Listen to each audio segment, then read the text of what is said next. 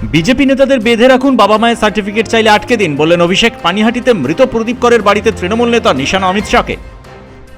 Vote চাইতে এলে নাচতে বলুন, প্রধানমন্ত্রী নাচতে শুরু করবেন। বিহারে ভোট প্রচারে বললেন রাহুল। তেজস্বীকে নিয়ে প্রথম জনসভা, ক্ষমতা এলে 500 টাকায় গ্যাস সিলিন্ডারের প্রতিশ্রুতি। বিহারের কুর্সিতে ছেলেকে বসাতে চান লালু, রাহুলকে প্রধানমন্ত্রী দেখতে চান সোনিয়া। এখনো আসন খালি হয়নি। বিহারে ভোট প্রচারে বললেন অমিত শাহ। বিপাকে 143 বিএলও, কাজে যোগ না দেওয়ায় সাসপেন্ড হতে পারে নির্দেশিকা নির্বাচন কমিশনের। বৃহস্পতিবার দুপুর 12টার মধ্যে কাজে যোগ দেওয়ার নির্দেশ, চাপ বাড়ল সরকারি কর্মীদের।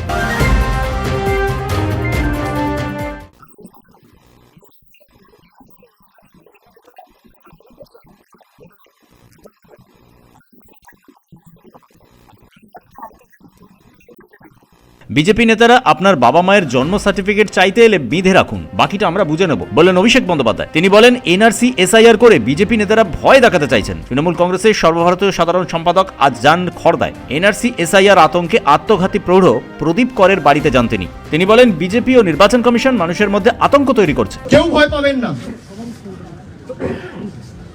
ভয় পাওয়ার কোনো কারণ নেই। মমতা বন্দ্যোপাধ্যায় না থাকলে ভয় পেতেন, তৃণমূল না থাকলে ভয় পেতেন। যতদিন আমরা আছি নিশ্চিন্তে থাকুন। রবীন্দ্রনাথ ঠাকুরের বাংলা, বিদ্যাসাগরের বাংলা, বঙ্কিমচন্দ্রের বাংলায়, স্বামী বিবেকানন্দর বাংলা, রামকৃষ্ণ পরমহংসদেবের বাংলাকে যারা ব্যঙ্গ বিদ্রুপ করেছে, বাংলাদেশি বলে যাদের আখ্যায়িত করে আমাদের অপমান করেছে, আগামী দিন জবাব নেওয়ার জন্য আমাদের সকলকে এখন থেকে প্রস্তুত থাকতে হবে। যে কটা ছাইপাস পড়ে আছে, আমি বলছি এরা যদি প্রচার করতে আসে, এদেরকে হিসাব চাইবেন প্রথমে, যে 11 বছর এদের সরকার ক্ষমতায় এই পানিহাটির জন্য, পাশে খড়দার জন্য, ব্যারাকপুরের জন্য কি করেছে। আর সেকেন্ড হচ্ছে, বাপ ঠাকুরদার সার্টিফিকেট নিয়ে আসবি, তারপর ভোটের যে কোনো পত্র মানুষকে দিবি। যদি না দিতে পারে বেঁধে রাখবেন।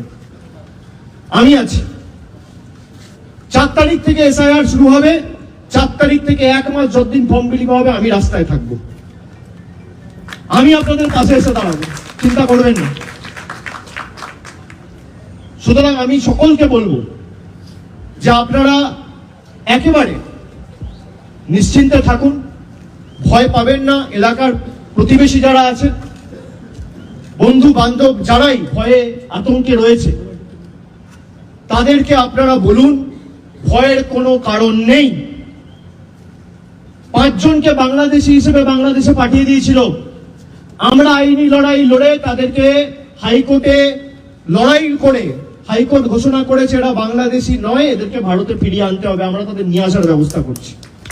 অত সোজা নয়। আজকে যারা ধর্ম নিয়ে রাজনীতি করে, ধর্ম নিয়ে কোনোদিন রাজনীতি করা উচিত? কর্মসংস্থান, শিক্ষা, রাস্তা ঘাট, জল, পানীয় জল, পরিকাঠামোগত উন্নয়ন, school college, medical college, ITI, একটা সরকারের কাজ কি? উন্নয়নের যে প্যারামিটার রয়েছে আপনি সেই নিয়ে তর্ক করুন না। অভিষেক বন্দ্যোপাধ্যায় অভিযোগ করেন, কেন্দ্রীয় স্বরাষ্ট্রমন্ত্রী অমিত শাহ আর নির্বাচন কমিশনার জ্ঞানেশ কুমার আতঙ্কের পরিবেশ তৈরি করছেন। অভিষেক বলেন, বিজেপি নেতাদের শুধু বেঁধে রাখবেন, মারধর করবেন না। বিজেপি নেতাদের বেঁধে রেখে তাদের বাবা মায়ের সার্টিফিকেট চান। শেখ এরশাদের রিপোর্ট, পূবের কলম ডিজিটাল।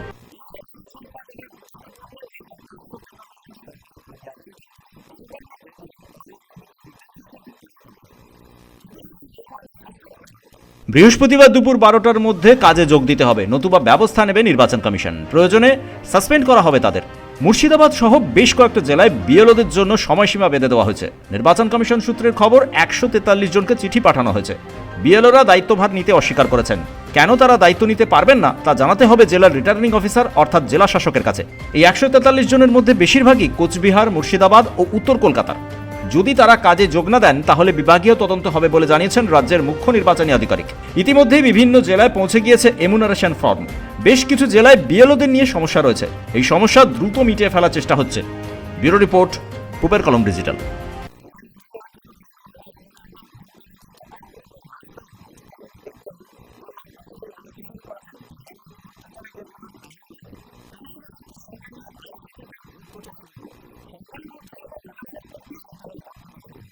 নরেন্দ্র মোদীকে আপনারা বলুন ভোট দেব, কিন্তু আপনাকে নাচতে হবে, দেখবেন প্রধানমন্ত্রী নাচতে শুরু করেছেন, বললেন রাহুল গান্ধী। বিহারে বিধানসভা নির্বাচনে আজ থেকেই তিনি ভোট প্রচার শুরু করলেন। ভোট প্রচারে এসে রাহুল আর তেজস্বী একসঙ্গে নিশানা করলেন প্রধানমন্ত্রীকে। তারা বলেন সরকার পাল্টে দিন। मोदी जी स्टेज पे जरा डांस कर दीजिए, हम वोट देंगे, डांस शुरू हो जाएगा। वो भरतनाट्यम करना शुरू कर देंगे स्टेज पे। छोटा सा वहां पे तालाब बनाया, आपने देखा ना? ये है हिंदुस्तान। चुनाव के लिए आपको कुछ भी दिखा देंगे। देखो भैया 56 इंच की छाती है, यमुना में मैं जाके स्नान कर रहा हूँ। মুজফ্ফরপুর দিয়েই ভোট প্রচার শুরু করলেন রাহুল গান্ধী আর তেজস্বী যাদব। বৃষ্টি উপেক্ষা করেই হাজার হাজার মানুষ দাঁড়িয়েছিলেন রাস্তার দুপাশে, ঠিক যেভাবে ভোটাধিকার যাত্রা করেছিলেন রাহুল আর তেজস্বী। রাহুল গান্ধী বলেন প্রধানমন্ত্রী নরেন্দ্র মোদী সব ধরনের নাটক করতে পারেন, কখনো কখনো তিনি চোখের জল ফেলে নাটক করতে পারেন। বিহারের মুজফ্ফরপুর সংখ্যালঘু মুসলিম অধ্যুষিত, একই সঙ্গে দলিতরাও বাস করেন সেখানে ভোট প্রচারে গিয়ে তেজস্বী যাদব বলেন যেদিন আইএনডিআইএ জোট ক্ষমতায় আসবে পরের দিন থেকেই 500 টাকায় গ্যাস সিলিন্ডার দেওয়া হবে বিহারের মানুষকে। ব্যুরো রিপোর্ট, পূবের কলম ডিজিটাল।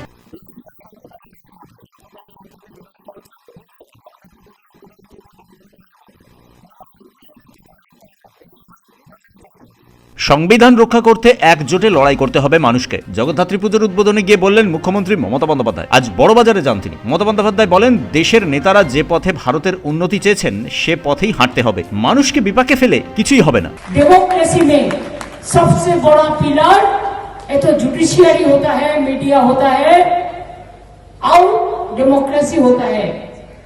इसको मजबूत करके रखिए।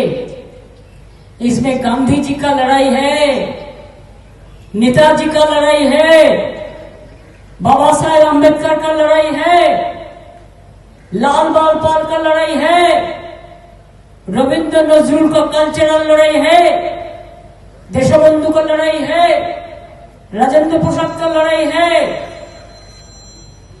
सरदार वल्लभ भाई पटेल का लड़ाई है और सारे देश का नेता जो लोगों ने एक देश को आजादी दिया है, इसी के लिए आजादी दिया है। कॉन्स्टिट्यूशन में हर आदमी का एक ही अधिकार जो सबका लिए रहे, कोई डिफरेंस नहीं होना चाहिए। মুখ্যমন্ত্রী বলেন দেশের বিভিন্ন রাজ্যে এখন হিন্দু মুসলিম বিভেদ তৈরি করা হচ্ছে, এর বিরুদ্ধে লড়াই করতে হবে। ব্যুরো রিপোর্ট, পূবের কলম ডিজিটাল।